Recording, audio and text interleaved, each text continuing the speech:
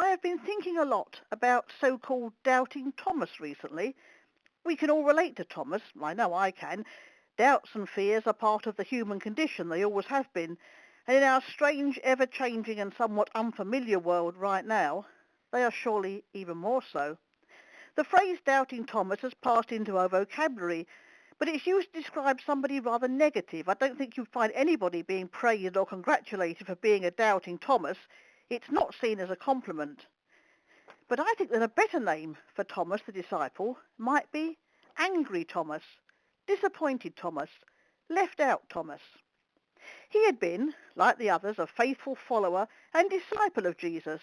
He'd given up home and the life he had loved before to follow him. And like the others, he'd been through the most challenging and contrasting experiences of his life. The events he had witnessed and lived through would have been enough to shake anybody. The riotous, triumphal entry of Jesus into Jerusalem, with the noise of happy, jubilant crowds, and all the amazing hopes and expectations that must have been kindled in his heart. And all this closely followed by the bewilderment of the arrest, the scattering of the disciples running for their lives, and the agony of Jesus' torture, crucifixion, and death, the terrible searing mourning for the loss of his dear friend and master, the one he had given up everything for, and the loss of a dream. All he had been living for, all his new family and friends, all come to nothing. Death, destruction, nothingness. But then come these rumours. Jesus is alive.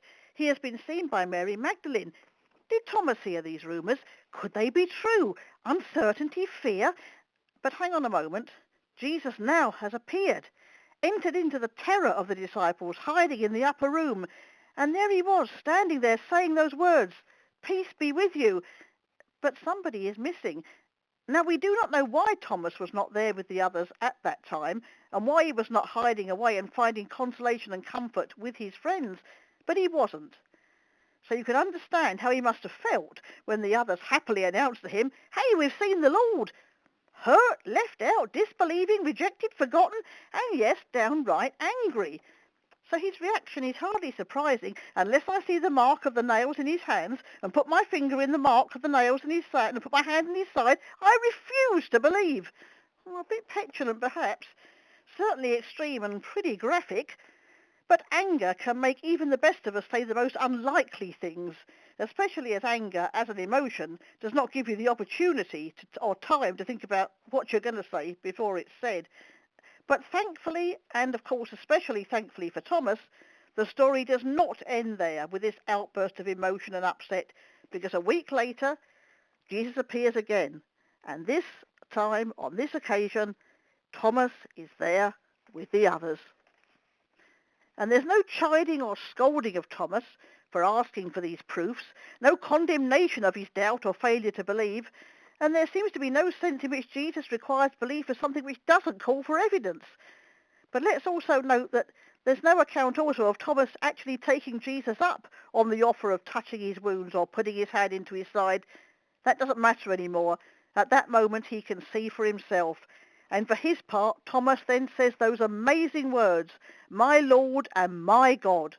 From doubt to belief to proclaiming the hitherto unspoken and mind-blowing truth about Jesus, his Lord and his God, all in a heartbeat. And we know, through this gospel and through all that we read of Jesus and his teachings in the Bible, that he does not rebuke or condemn us for our doubts, for our fears. He stands before us each day, as he did in that upper room on that evening, offering himself to us, loving us, knowing our doubts and our needs and our fears. And may we, like Thomas, respond to him, "My Lord and my God." Amen.